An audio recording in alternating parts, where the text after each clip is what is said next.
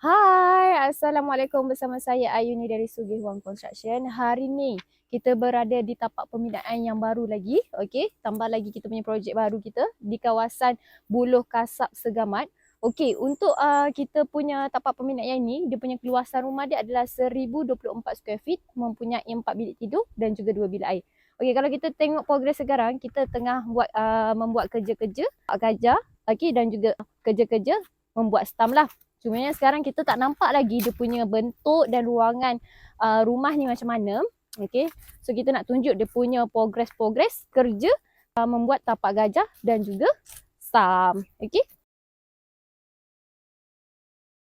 Okay, so ini adalah dia punya progres membuat tapak gajah dan juga stam lah.